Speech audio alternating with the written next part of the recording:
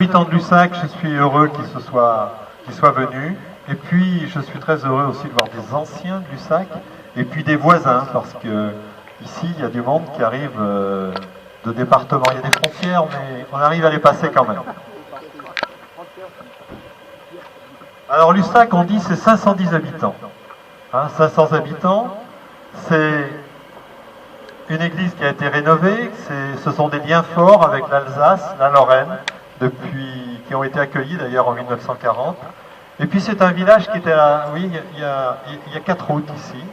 C'est à la croisée de beaucoup de choses. Nous avons la Vienne juste à côté de nous. Nous avons l'Indre à côté de nous. Et puis la Creuse pas loin. On mange gîte toute l'année.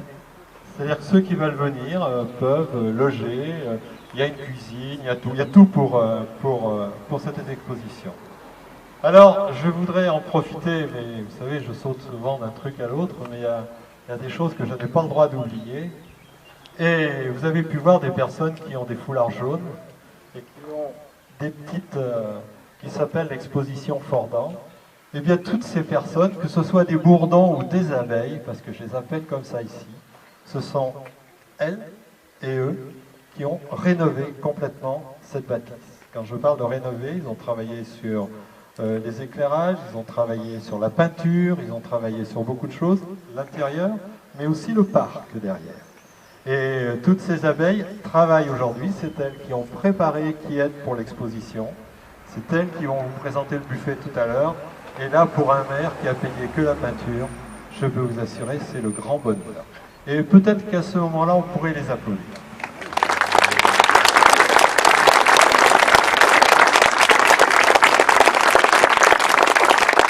Les bourdons ont besoin de foulard. Alors je voudrais quand même parler de cette exposition et puis où est-ce qu'il est passé, mon ami?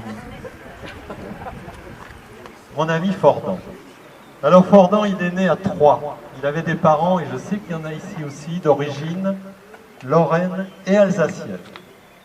Il a fréquenté les Beaux-Arts. Ensuite, il a travaillé dans une maison d'édition et tout ça, il vous racontera, si vous saviez, si vous le voulez, mais il vous dira peut-être quelque chose tout à l'heure. Et en 1975, il a ouvert un atelier en tant que peintre illustrateur à Verneuil-sur-Seine. Il a travaillé avec des éditeurs comme Flaubert, Balzac, Zola, Hugo, Briand. C'est un grand monsieur.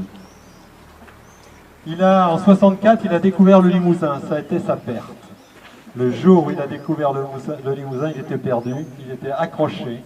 Il a acheté une maison ici et il a fait 108 tableaux qui sont exposés ici aujourd'hui. Les artistes, ils sont pleins d'émotions et de larmes. Alors, ne secouez pas trop non plus.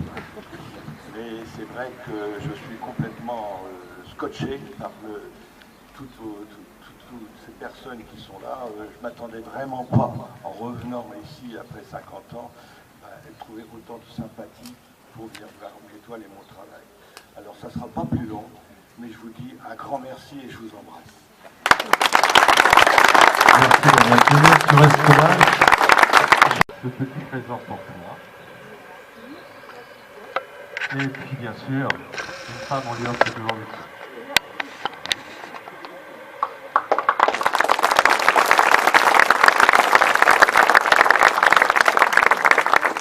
Et bien maintenant.